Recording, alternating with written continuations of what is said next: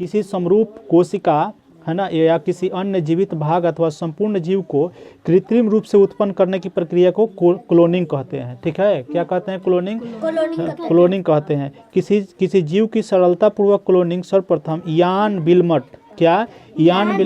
और उनके सहयोगी एडिनबर्ग स्कॉटलैंड के रोजलिन इंस्टीट्यूट में की थी। ठीक ना, सबसे पहले जो है सफलतापूर्वक क्लोनिंग कहाँ किया गया था?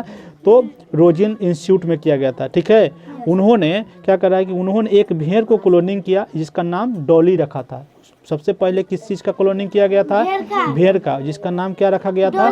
डॉली रखा गया था। ठीक है, डॉली का जन्म जो है 5 जुलाई 1996 को हुआ था। डॉली का जन्म 5 जुलाई 1996 को। यह क्लोन किया गया पहला स्तनधारी था, है ना।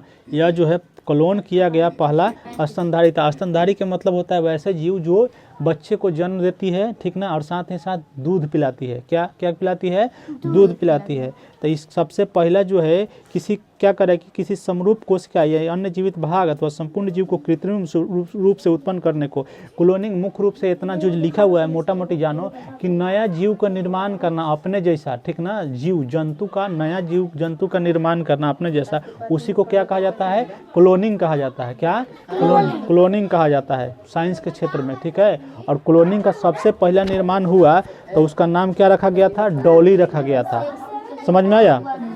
ऐसे फिन डरसेट भेड़, स्कॉटिश ब्लैक फेस यू और डॉली। ठीक है, इसका डॉली का निर्माण होगा।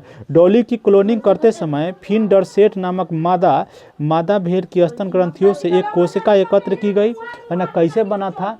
कहने का मतलब ना कृत्रिम जो है जंतु बनाया गया। कृत्रिम मतलब बनावट, अपने से खुद से जंतु बनाया गया था। बात समझ में आया? जैसे कि तुम लोग अभी देखता होगा कि बैगन जो है बड़ा बड़ा हो गया है। बैगन बड़ा बड़ा रहता था, पहले के बैगन छोटा छोटा मिलता था बाजार में, लेकिन अब उसको इतना बड़ा बड़ा हो गया। ठीक है, क्यों? ऐसा क्यों? ठीक है, ऐसा इसलिए हो गया कि उसको क्लोनिंग के माध्यम से जो है उसको बड़ा कर दिया गया है। ठीक है, क्लोनिंग के माध्यम से कहने का मतलब हो गया कि जो है जीन का निर्माण, हर चीज़ का जो है जीन अलग अलग होता है, हर चीज़ का अपना गुण होता है। कल बताए थे ना कि जब डीएनए जो होता है हर चीज़ का अपना अपना होता है। जैसे कि लौका जो है क्या बड़ा बड़ा लंबा होने का उसका जीन है। तो जब मेडिकल साइंस इतना एडवांस हो गया है, इतना मतलब आगे चल गया है कि वैज्ञानिक बैठ के उस पर रिसर्च कर रहा है, खोज कर रहा है कि उसको कैसे बड़ा किया जाए, उसमें ज़्यादा फसल कैसे उत्पन्न होगा। बात समझ में आया?